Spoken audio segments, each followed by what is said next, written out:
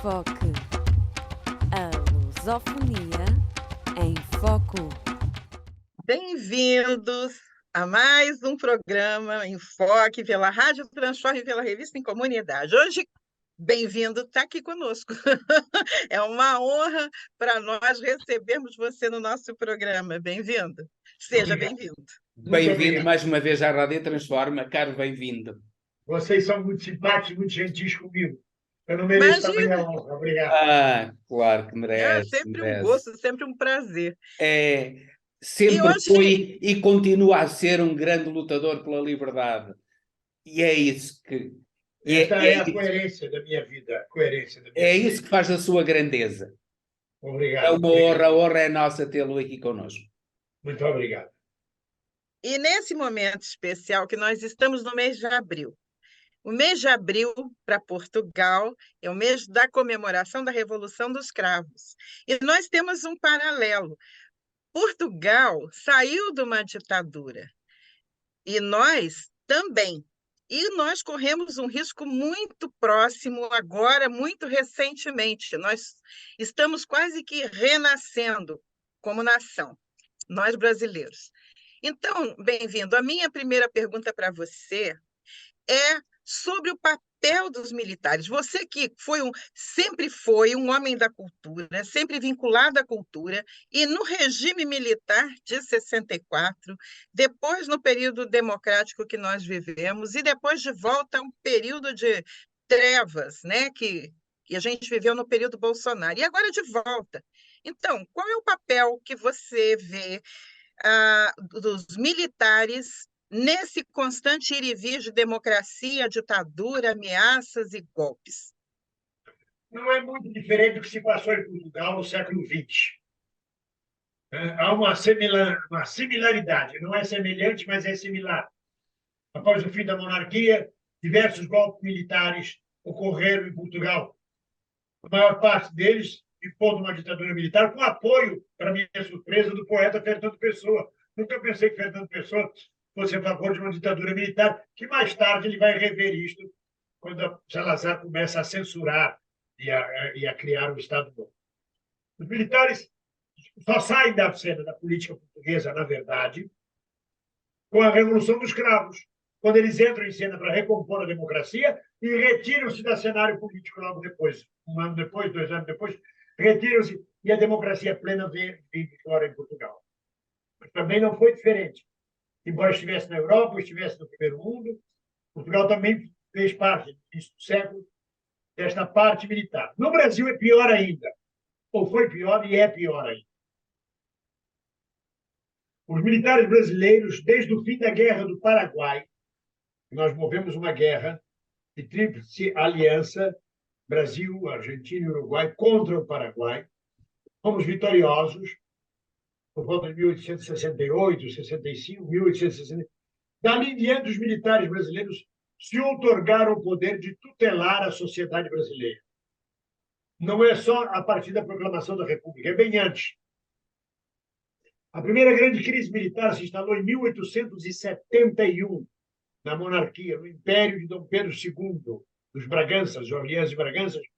Em 1871, houve uma crise grande, uma questão militar, onde o sobrinho do futuro proclamador da República, quem proclamou a República no Brasil foi o Marechal Deodoro da Fonseca, o sobrinho dele, que também era militar, Hermes da Fonseca, levantou uma questão militar contra o regime monárquico.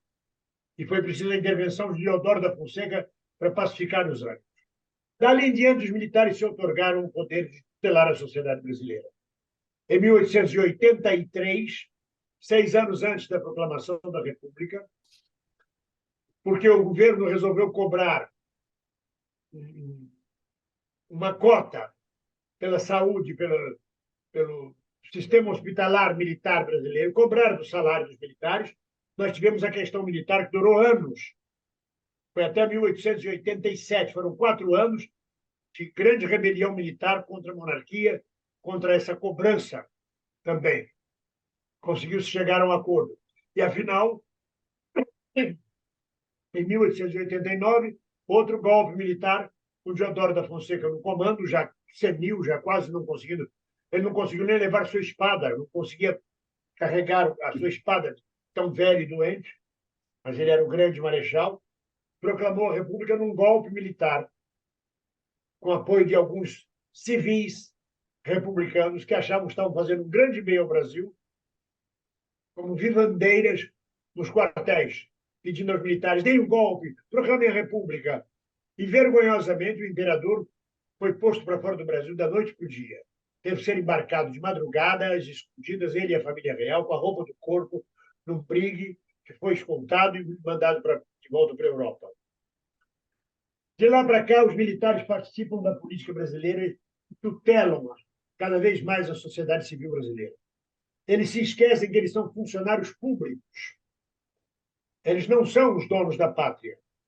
São servidores públicos, militares, como tem servidor público civil, trabalham em hospitais, trabalham em escolas, trabalham em repartições burocráticas, no fisco, nas finanças, eles trabalham na área militar. Mas isso não lhes dá o poder de não responder com a autoridade. A autoridade é a presidência da República, é a Constituição da República Brasileira.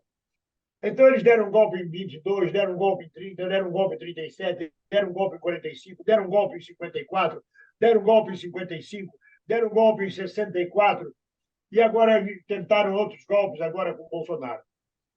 É preciso que as Forças Armadas brasileiras se conscientizem que eles são servidores públicos pagos com o dinheiro do povo brasileiro. Eles não são pais do povo brasileiro. São servidores, que a obrigação deles é defender a soberania e a Constituição brasileira. O resto é a sociedade civil que cuida. Acontece que nós temos uma elite do atraso no Brasil.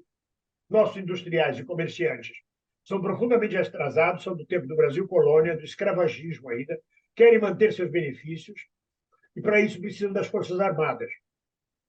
Elas nunca agem sozinhas, sempre agem ativadas por esse setor industrial e comercial, por esse setor que vai lá e diz: interrompe o processo democrático, porque o povo está a crescer demais. E eles tutelam o povo brasileiro, como fizeram com 21 anos de ditadura militar, de 64 até 85. As consequências são terríveis, porque, por um lado, eles crescem como poder, por outro lado, eles diminuem o poder do povo, a capacidade da cidadania e de sermos adultos. O povo brasileiro fica um povo infantilizado. Uma criança que precisa de quem os eduque, quem os conduza com mão firme. Os militares resolvem. Sempre os militares resolvem. Sempre tem um pai, um superego, para resolver as crises, que não são crises do povo brasileiro, são crises da classe dominante brasileira. São crises dos ricos, dos poderosos, que querem manter seus privilégios. E eles agem sempre a serviço disto. As consequências são as piores possíveis. A sociedade civil enfraquecida, as instituições enfraquecidas, e eles, mais uma vez, vivendo neste moto contínuo de golpes militares, de ameaças constantes à democracia. Nenhum presidente toma atitude nenhuma sem ouvir o alto comando do Exército, das Forças Armadas. Somos todos tutelados por eles. Neste momento que colocamos o Bolsonaro para fora do poder, Lula está tentando uma costura muito delicada com a alta oficialidade, com o Estado-Maior, que rejeita Lula profundamente. Não sei por que rejeita. Porque a doutrina da escola militar brasileira ainda é a da Guerra Fria. Não atualizaram a didática da nossa escola de comando do Estado-Maior do Exército. Ainda se fala de comunismo, de ameaça comunista, de subversão, e eles são criados nesta visão que o Washington exportou para o Brasil na década de 70, de 80, e mantém até hoje. É um exército velho, despreparado, cujos tanques não conseguem sequer disparar um tiro, de navios encarquilhados, de forças armadas despreparadas, de forças armadas que não são instruídas a respeitar a democracia e a sociedade civil brasileira.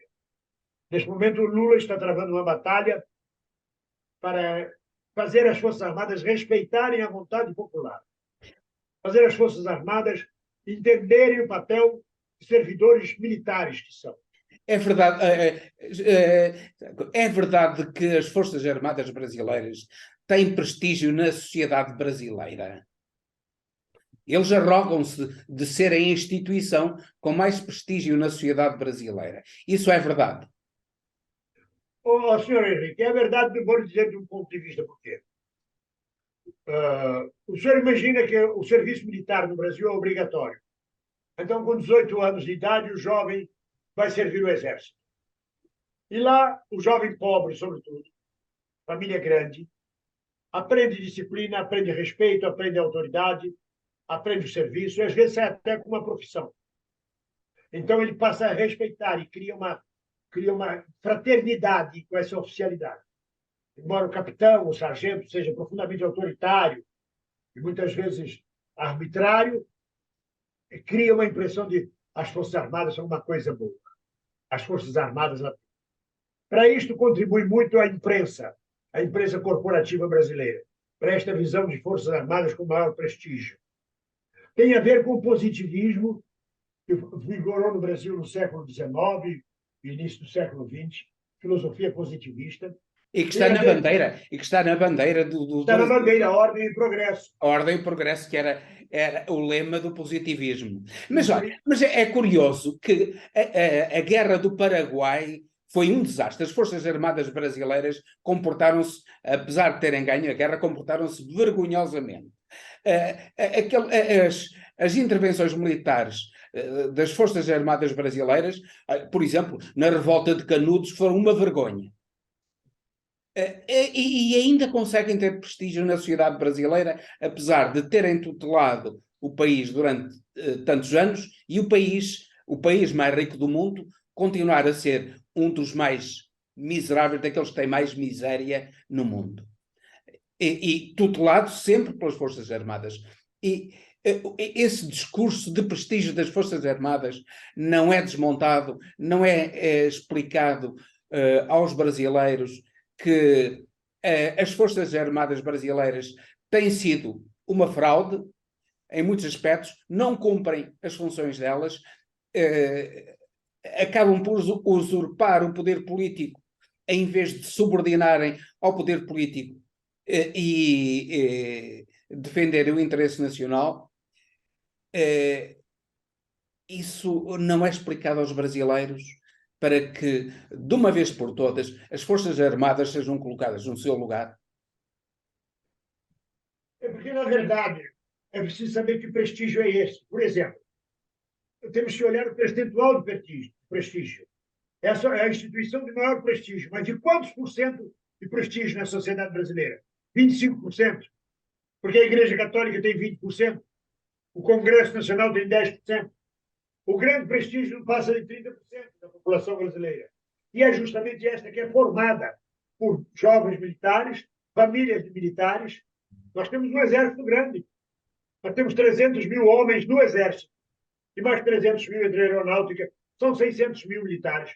Com mais 600 mil policiais militares.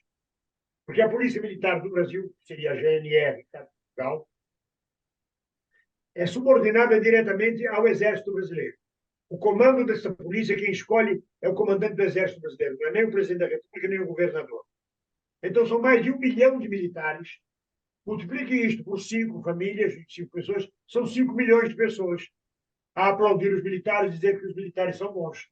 Isto está entranhado na sociedade brasileira como forma de emprego, numa sociedade miserável, onde o jovem pobre de 17, 18 anos prefere entrar para o Exército, onde ele vai ter o que comer, vai ter roupa, vai ganhar um pequeno salário, vai ganhar prestígio e vai ser uma pequena autoridade, do que viver na casa de lata, do que viver na favela, à mercê do tráfico e da milícia. Então, temos que entender também este contexto onde o Exército Brasileiro, como instituição, muitas vezes é uma tábua de salvação para as camadas mais pobres da população brasileira. Como também temos um grande continente, são 8 milhões e meio de quilômetros quadrados. Se você tirar Rio, São Paulo, Salvador, Belo Horizonte, tirar o litoral, nós temos um mato, temos uma região inóspita, onde só quem chega lá é o Exército Brasileiro, é a Aeronáutica Brasileira.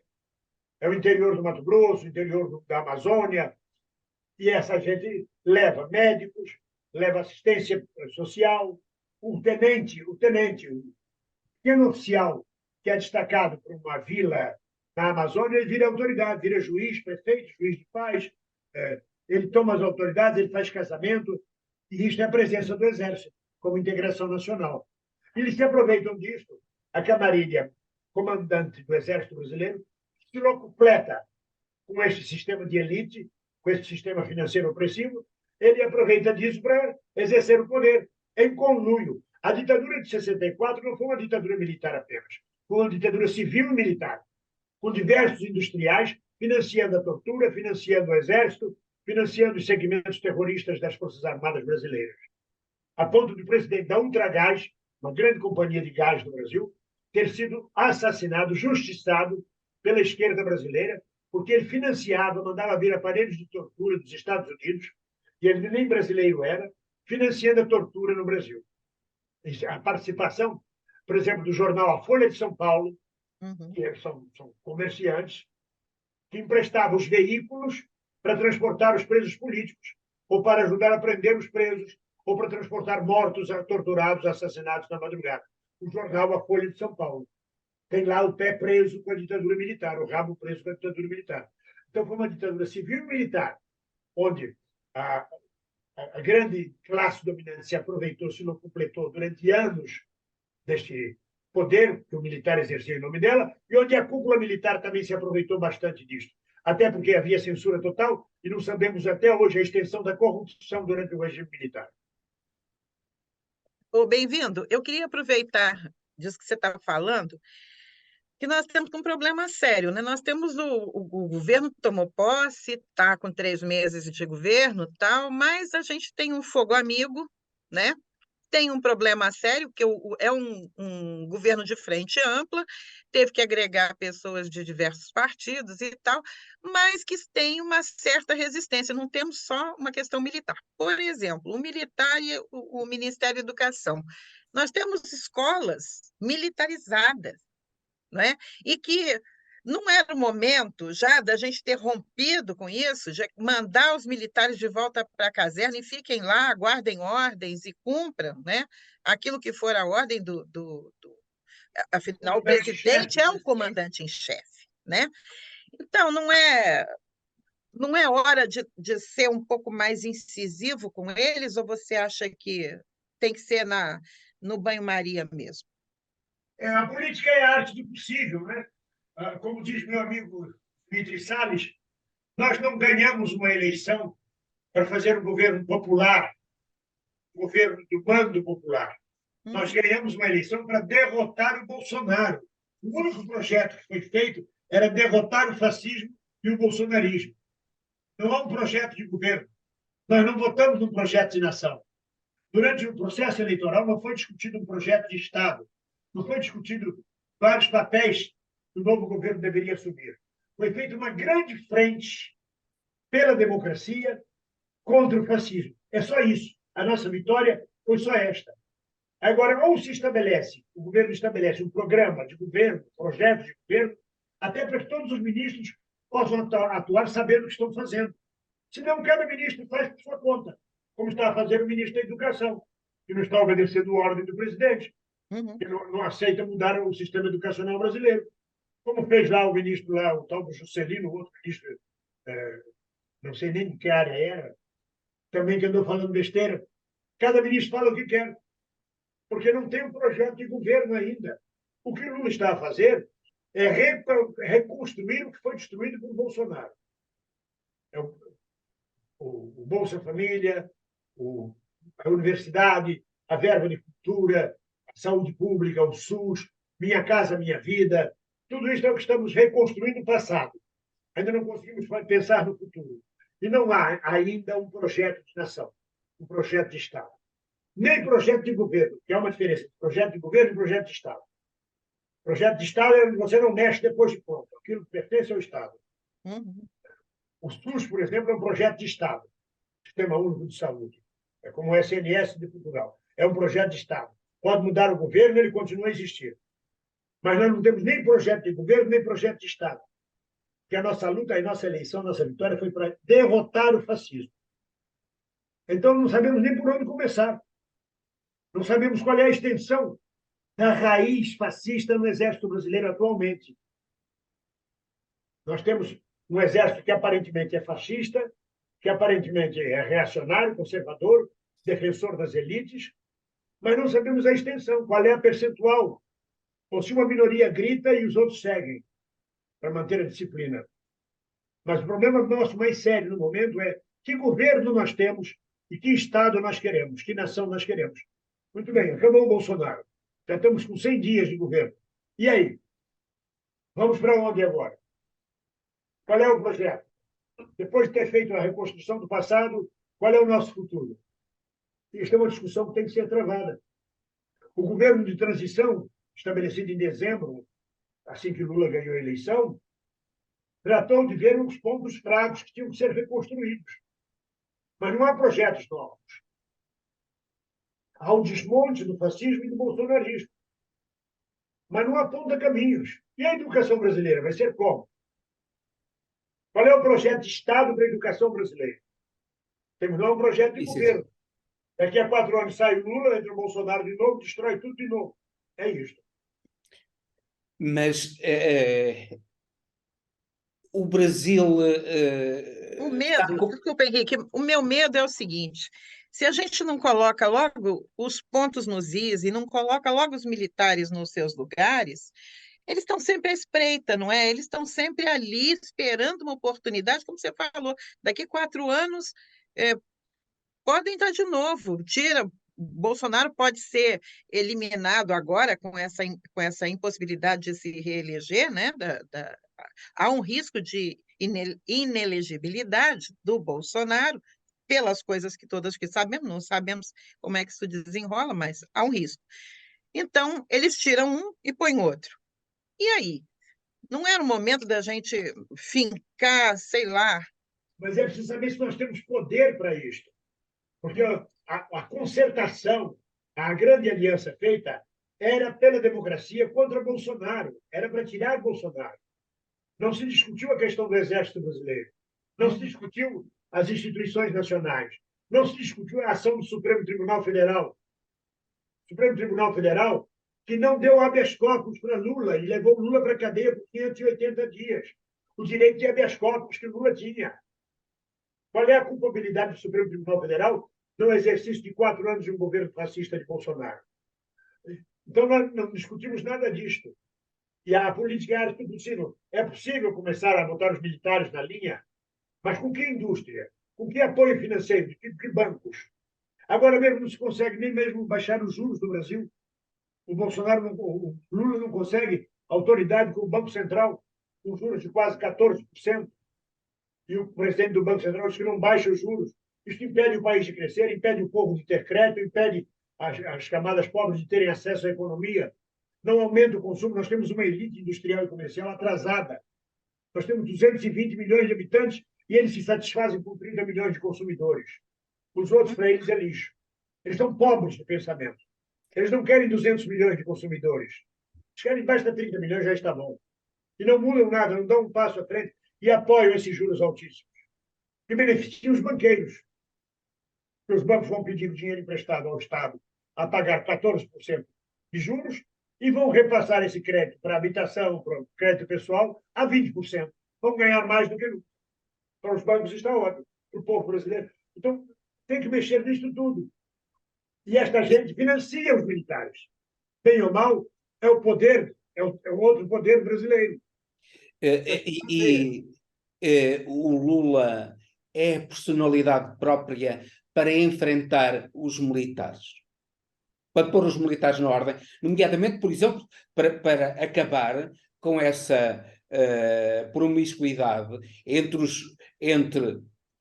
os militares que têm por missão defender a independência e a integridade do Estado e as forças de segurança interna, como essa polícia que referiu, que é equivalente à GNR portuguesa, que, afinal de contas, está sob o comando dos militares.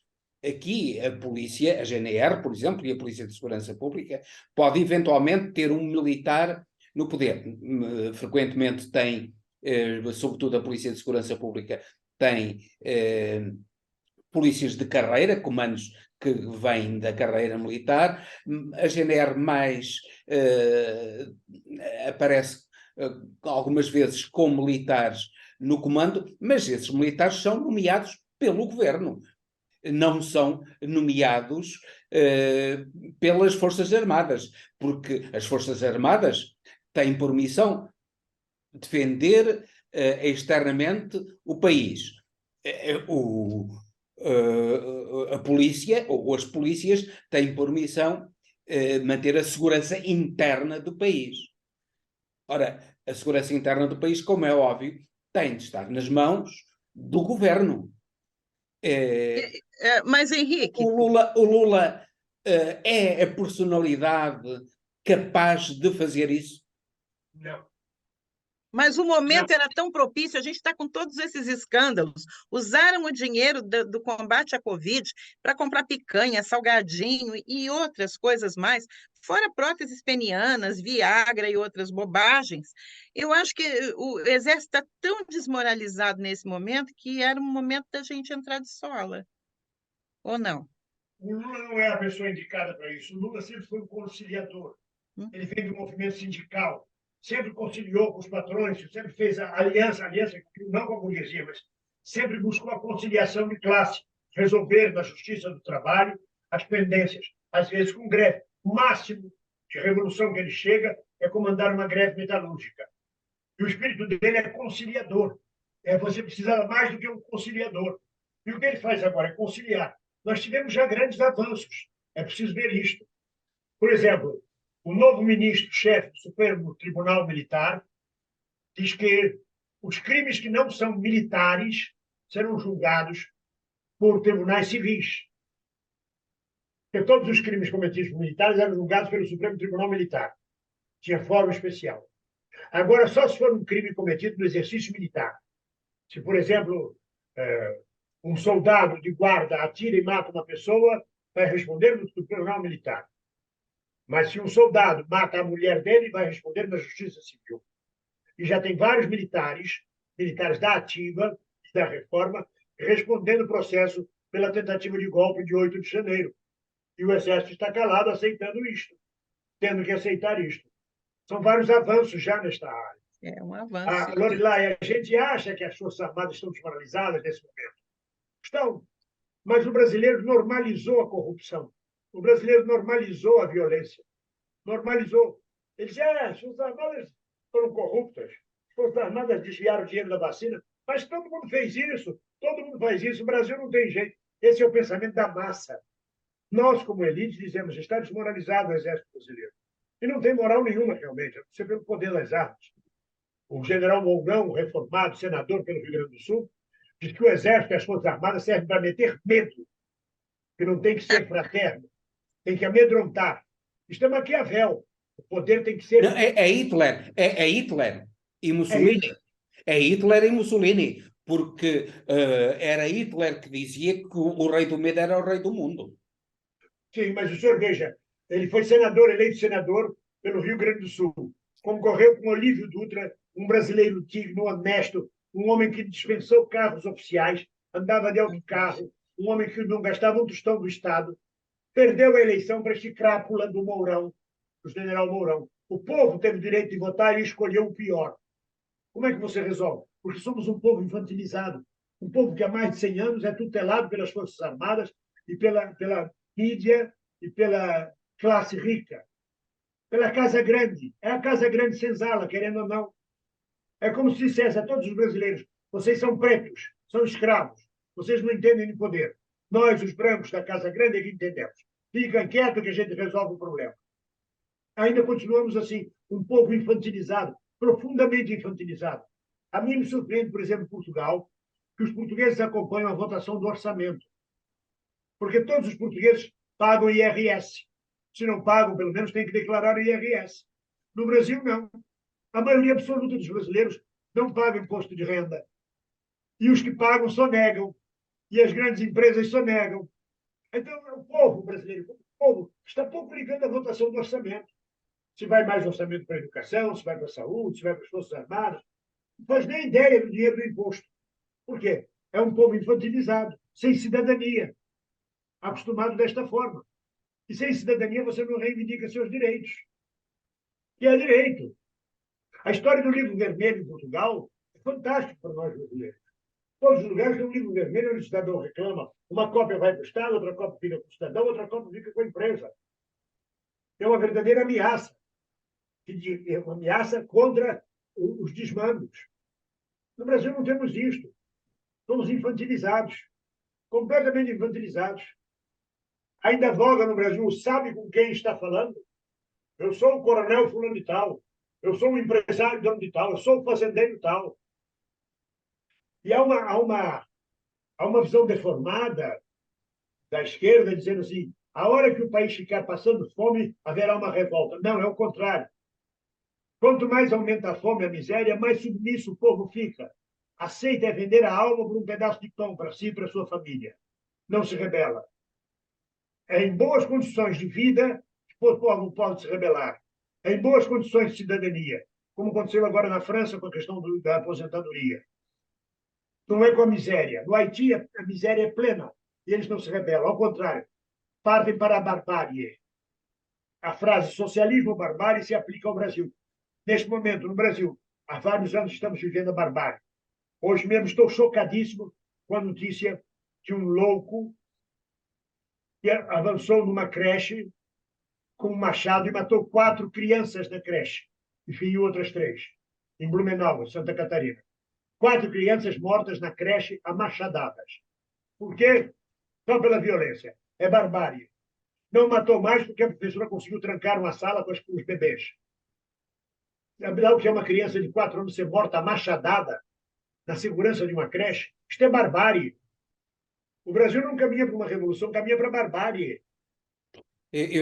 Você estava a falar agora nas pessoas que, no fundo, querem pão. Eu estava-me a lembrar na lenda do grande inquisidor do Dostoiévski, o grande inquisidor dizia a Jesus Cristo: tu vieste a ensinar a revolta, mas eles não querem, eles querem ser escravos. Eles querem, desde que lhe deem um pedaço de pão, eles aceitam boamente a escravatura.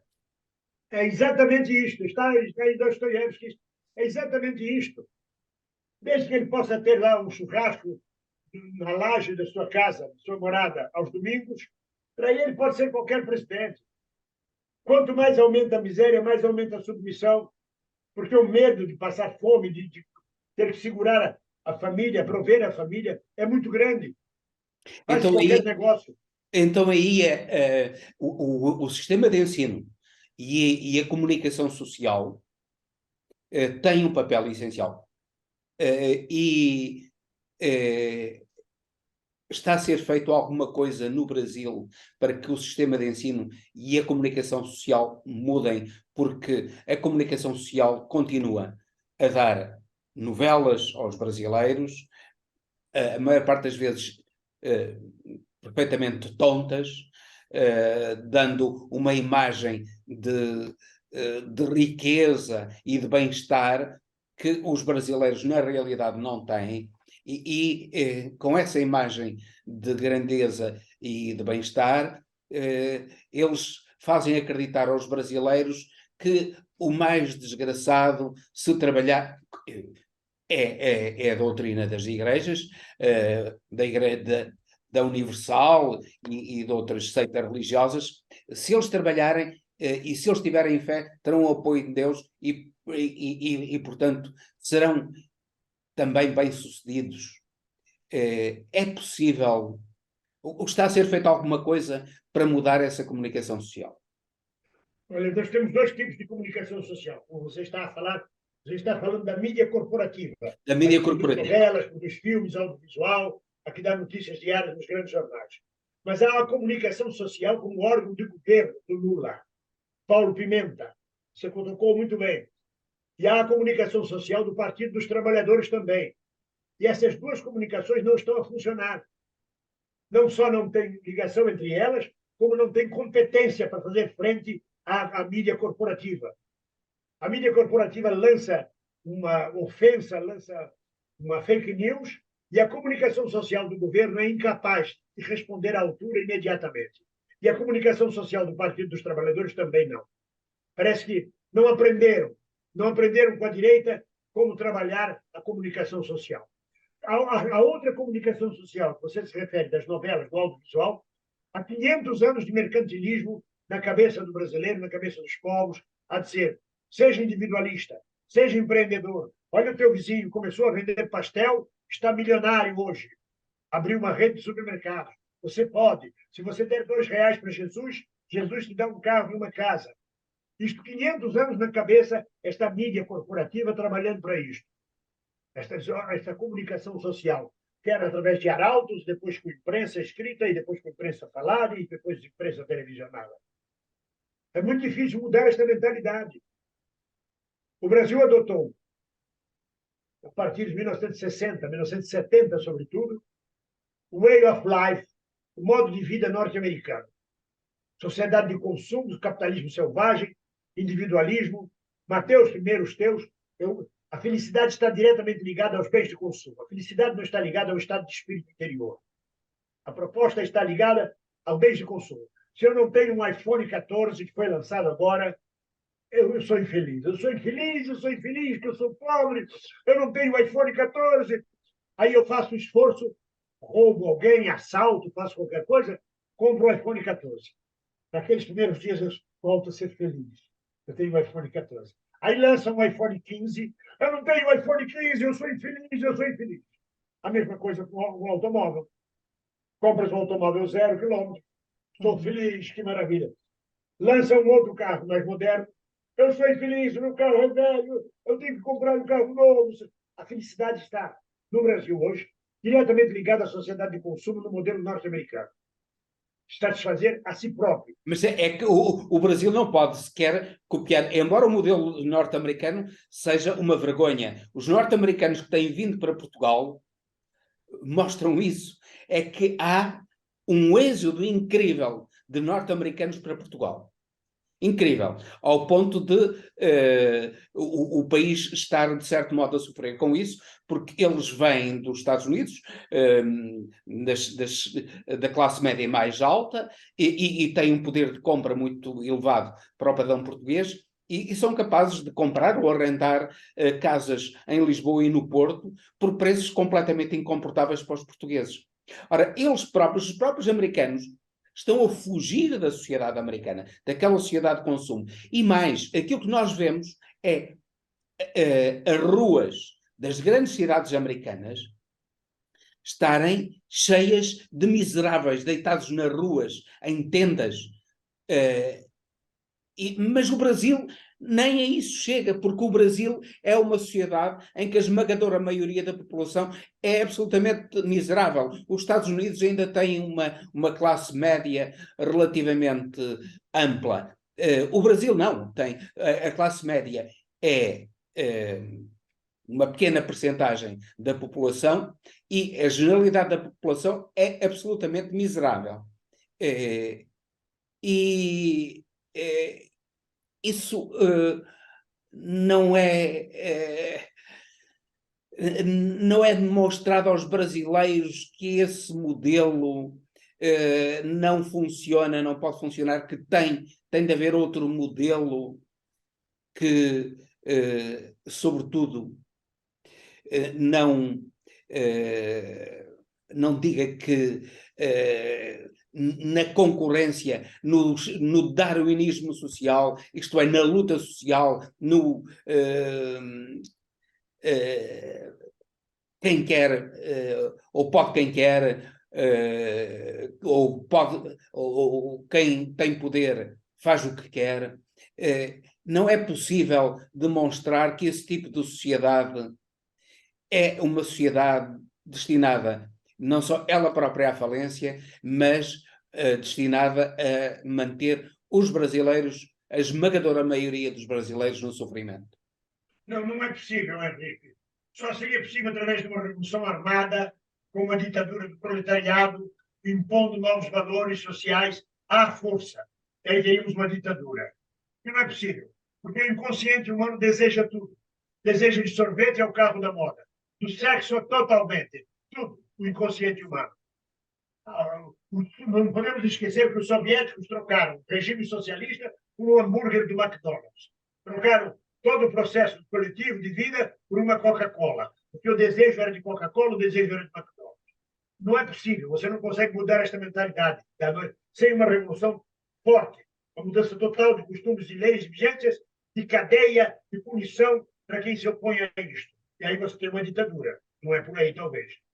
Mas, na verdade, o que acontece... Desculpe-me. Porque esse modelo também não resultou. Porque, afinal de contas, esse modelo que se destinava a criar um homem novo, aquilo que criou foi o homem da Rússia de hoje, não é? Ou da China, que não se distingue em nada do homem americano, não é? Não tem para onde correr. É o inconsciente da humanidade. A diferença é que os Estados Unidos ainda são a potência imperialista, ainda são a primeira economia do mundo. Então, eles podem suportar igrejas evangélicas que trabalham com cobras e serpentes na mão, grupos de supremacia branca, grupos neonazistas, assassinos em série. A sociedade americana, por causa da sua riqueza, consegue absorver tudo isto. E consegue manter a miséria, as pessoas morando em tendas, morando nas ruas, o interior dos Estados Unidos numa miséria total, mas a economia ainda... O Brasil não tem isto. Tem um modelo americano no auge da miséria. Então, o que vamos parar? Vamos parar na barbárie. Só fica a barbárie, não tem ganhos. Mas fica a ilusão do povo brasileiro de que é assim que é a felicidade. Que a felicidade é eu conseguir colocar uma laje na minha casa, teto na minha morada. E agora eu sou feliz. Feliz enquanto durar. Porque na próxima enchente de água, perde o teto. E assim por diante. Mas esta sociedade de consumo foi imposta ao brasileiro. Antes nós tínhamos uma cultura europeia. A formação brasileira, até a década de 60, era francesa. A gente aprendia francês na escola, não aprendia inglês. Era humanista. Ela tinha a tradição da Revolução Francesa e do humanismo francês, embora o humanismo francês passasse com caminhões sobre os revoltados da Argélia e das colônias francesas. Mas havia humanismo. Não havia esse consumo desenfreado. Agora, por exemplo, Dia das Mães. Compre uma máquina de levar para sua mãe. Compre amanhã, grande liquidação. É o dia inteiro bombardeando na cabeça do brasileiro. Se ele não consegue comprar uma máquina de lavar roupa para a mãe, ele é infeliz. Eu sou infeliz, eu sou nada, eu não sou nada. Só os militares podem me ajudar, porque os políticos não permitem. Ele fica com ressentimento. A onda de eleitores de Bolsonaro, na sua maioria, 80%, 90% são de ressentidos sociais. Ressentidos, porque não conseguiram um lugar dentro da sociedade. E acham que o Bolsonaro vai se vingar dessa gente toda. Esta sociedade de consumo é que está a fazer muito mal para o Brasil, sem solução à vista. Sem solução à vista. Eu estava com uma certa esperança, bem-vindo, porque agora está se falando em reabertura da Comissão da Verdade. Então, eu espero, ainda tenho expectativa de que as pessoas vendo e vendo também punição, porque fazer a comissão sem e anistiar todo mundo também não tem sentido, né? Mas quem fez errado, pagar pelo seu crime, também tiraria um pouco esse povo do pedestal, né? E aí a gente, na minha opinião, e eu quero ouvir a sua, se isso não serviria de uma certa vacina para esse modelo instalado e que a gente pudesse, então, passar essa sociedade a limpo e repensar os próximos anos, passando, inclusive, para os jovens o que aconteceu, quem são, desmascarar esse povo, mostrar a verdade nua e crua e construir uma nova realidade, uma nova sociedade mais fraterna. Não acha possível? Olha, as propostas que partem desse tipo são da Venezuela, são de Cuba. E o que é que nós temos lá? Temos ditaduras que são obrigadas a manter isto em pulso forte para não perderem esta proposta. Porque o povo não quer saber disto exatamente. O governo Lula, os dois governos, o Pepe Mujica, presidente do Uruguai, ex-presidente do Uruguai, disse ao Lula: nós tínhamos que criar cidadãos e criamos consumidores. O governo Lula criou consumidores. Todo mundo comprou geladeira, carro, ar-condicionado, mas cidadania zero. E o projeto do Lula continua sendo de criação de consumidores. É o projeto dele baixar os juros para que o povo tenha crédito e possa comprar o que precisa. Ou seja, mais uma vez, voltamos para os consumidores. Não há um projeto ideológico. Há muito tempo o PT abriu mão do projeto ideológico. É partido dos trabalhadores por ser dos trabalhadores apenas. Mas não aponta a luta de classes, não aponta o socialismo, não aponta outras soluções. Sequer fez, nos 4 governos do PT, nenhuma reforma, nem reforma agrária, nenhuma reforma foi feita. Não é nem revolução, nem reforma fez. E agora o que estou a ver no Brasil, com o novo governo, é uma disputa desesperada por cargos. Ainda estão tomando posse, 5º escalão, 6º escalão do governo, festa de posse do secretário, do subsecretário, do secretário, do secretário especial. Aí vai todos os deputados para posse. A militância não vai a lugar nenhum. Todo mundo buscando emprego e cargos. É posse, posse, posse, posse. Não é uma militância ideológica. Abrimos mão da ideologia. Eu estou muito pessimista em relação ao Brasil. Talvez porque a notícia hoje de crianças mortas a machadadas numa creche é o auge da barbárie no Brasil. É o auge da barbárie. Isso é um pouco retrato do que é o legado do Bolsonaro, não é? É aquela história do ódio sendo estimulado todos os dias, desde a deposição da Dilma, o que a gente vê é isso, é armar a população, é jogar um contra o outro, é nós contra eles o tempo inteiro, que falavam que isso era antes, mas efetivamente se viu agora. Agora, eu acho ainda que eu ainda estou com alguma esperança, porque nós temos uma nova possibilidade. Todo mundo sabe que o que está em jogo é talvez a volta do fascismo. Né? O mundo inteiro está sofrendo a ameaça da extrema-direita.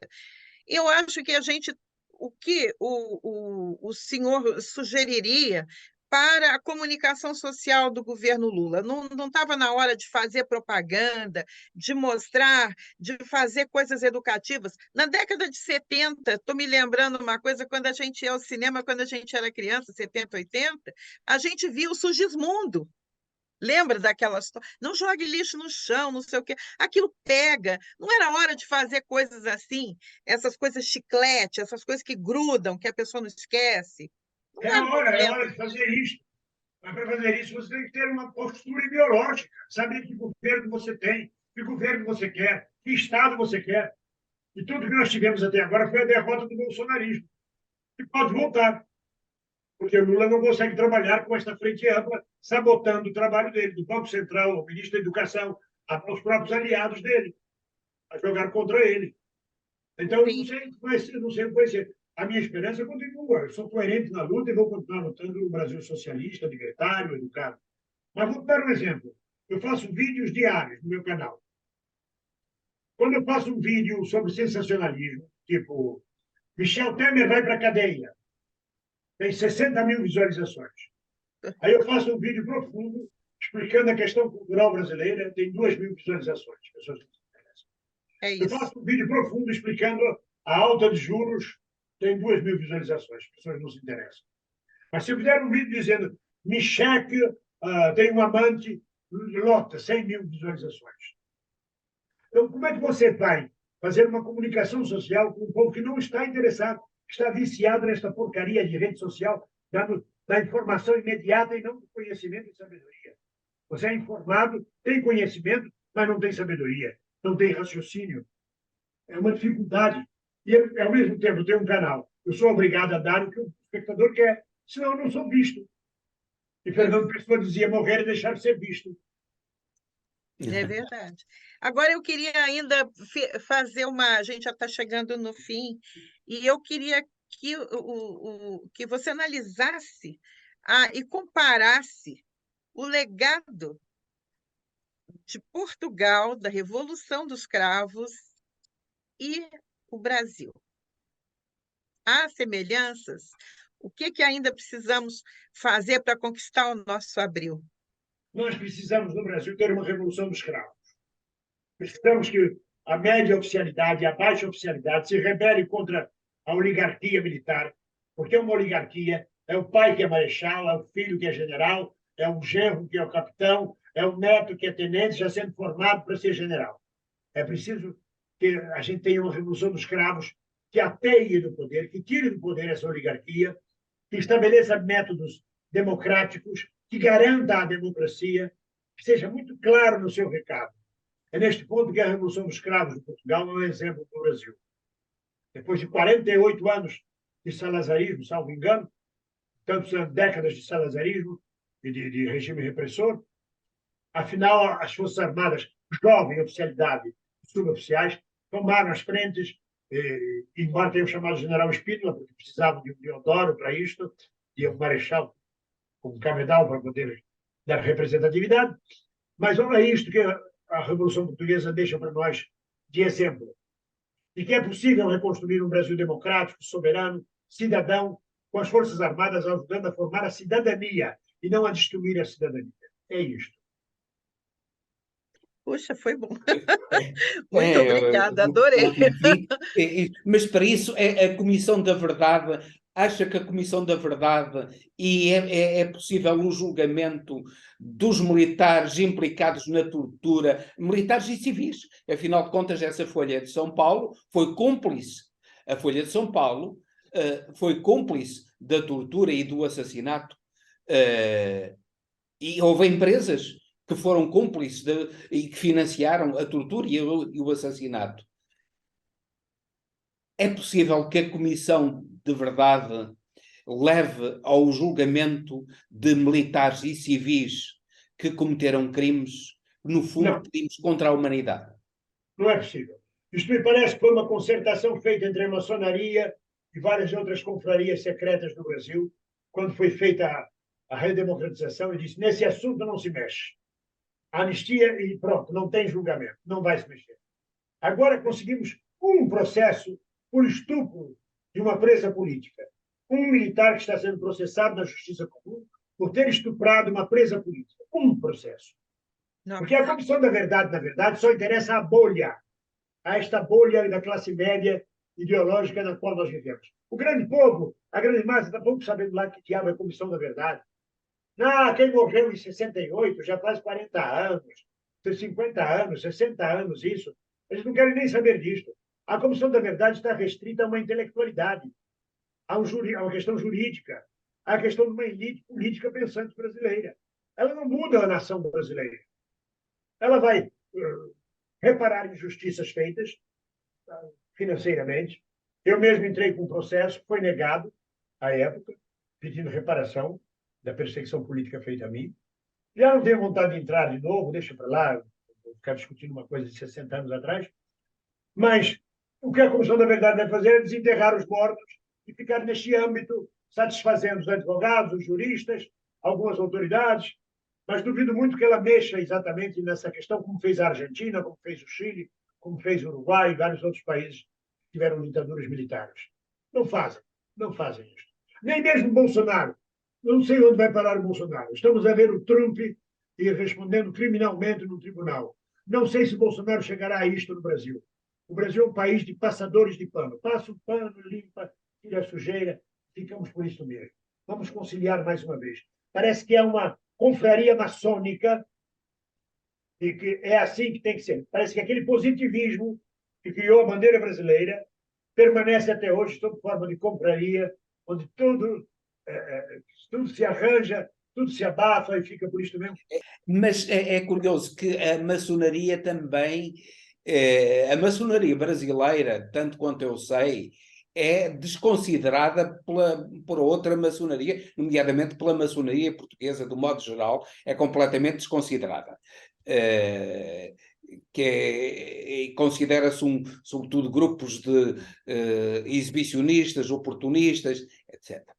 Mas a maçonaria também teve um papel importante na Revolução Francesa, no fim da escravatura. Foi a maçonaria que propôs, curiosamente um padre maçom, que na Revolução Francesa propôs o fim da escravatura.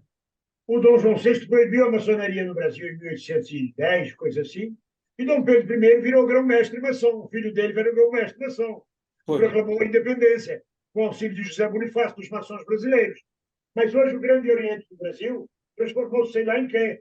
Portugal tem razão de discriminar a maçonaria brasileira, que ela está dividida em vários ramos. O Grande Oriente, a outra maçonaria que tem outro nome, e é um vale-a-conto de oportunistas, em sua grande parte. Meu pai era maçom, e eu sei o que estou a falar. Mas o Bolsonaro também é, né? Sim, mas também os companheiros... O Bolsonaro eu penso que não, quem era o Mourão sim. Tem foto do Bolsonaro em reunião da maçonaria. Mas não que A ele seja... maçonaria brasileira funciona da seguinte forma. Ué, o Arruda um monte de gente.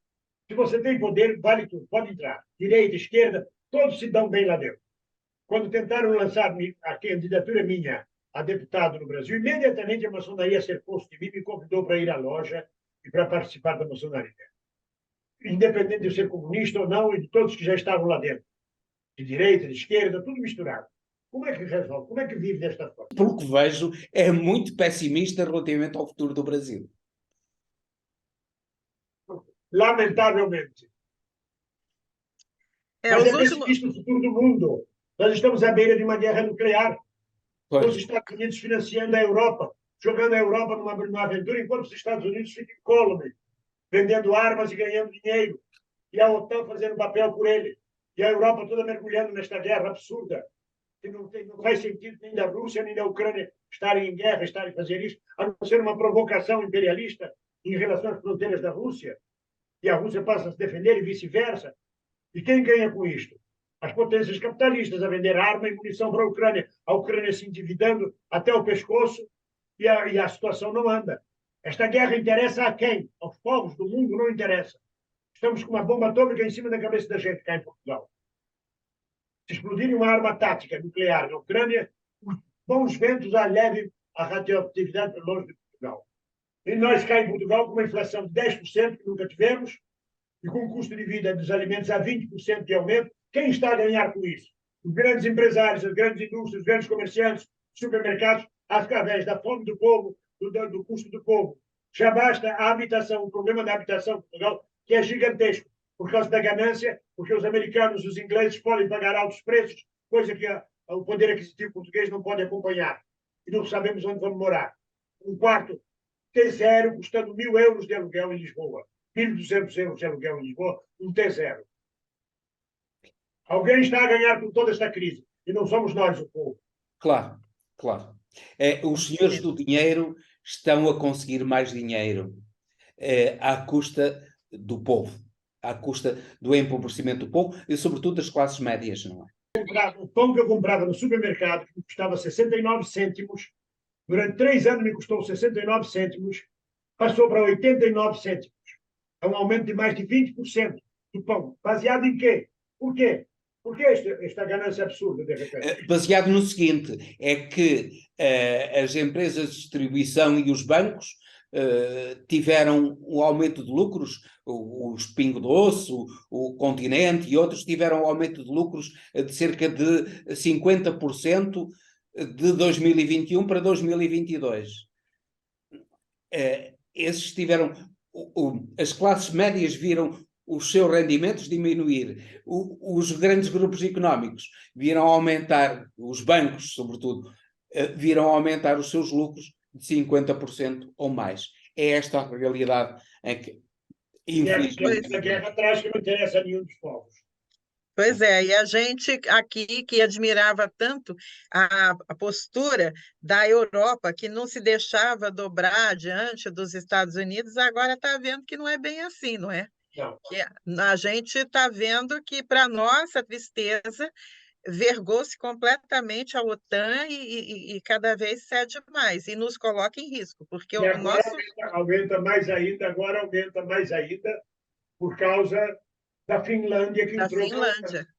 Claro. Isto é curioso que a NATO diz que é uma organização defensiva, mas quando alguém está a defender-se, está em sua casa, ali quietinho, à espera que o vão atacar para se defender. Mas a NATO não. Vai para o Afeganistão, vai para o Iraque, vai para a Síria, vai para a Líbia. Já está a fechar acordo com a Colômbia, na América do Sul. Pois. O Tratado do Atlântico Norte já está a fechar acordos para a Colômbia fazer parte da NATO. E para a Austrália. Ainda é Pacífico. O Atlântico do Norte alargou-se, o Tratado do Atlântico Norte alargou-se para o Pacífico. Para o Oceano E de Pacífico não tem nada, né? Pacífico não tem nada. É este o mundo triste em que vivemos, um mundo Vamos a ver se conseguimos a esperança aqui, embora muita coisa nos diga que a esperança é difícil. Mas vamos ver se conseguimos a esperança Continuemos, e, perseveremos. e se Esquerda é lutemos mais... por isso. Estamos aqui a lutar por isso. Estamos aqui a lutar por isso nas nossas poucas possibilidades, mas nós, aqui na Rádio Transforma, como bem-vindo ao longo da sua vida, não deixaremos de lutar por isso. Nós deixaremos de construir a esperança. A luta torna-se uma questão de fé, sobretudo. É. É ter fé em coisas que não se vê, mas que a gente tem certeza que vão acontecer. É perseverar. É isso. E que venham mais abris, né? Que a gente consiga finalmente virar essa página, que a gente acorde, sei lá, Europa, acorda Europa, vamos para abril. Bem-vindo, eu quero te agradecer imensamente por esse tempo que você dedicou a nós. Muito obrigada por essa conversa maravilhosa. E Para mim é agradecemos. uma honra ter sido convidado por vocês para falar. Nossa, um prazer ter você. É uma honra para nós tê-lo aqui. Alguém da cultura, alguém do teatro, do cinema, Alguém da expressão sobretudo, alguém que, sendo do teatro e do cinema, lutou pela liberdade, lutou pela dignidade do Brasil, lutou para a fraternidade no povo brasileiro. Muito É o obrigado. homem de ideais. Dos nobres ideais. Muito obrigada. Grande abraço. E até o próximo. Grande abraço. Até ao próximo programa aqui na Rádio Transforma.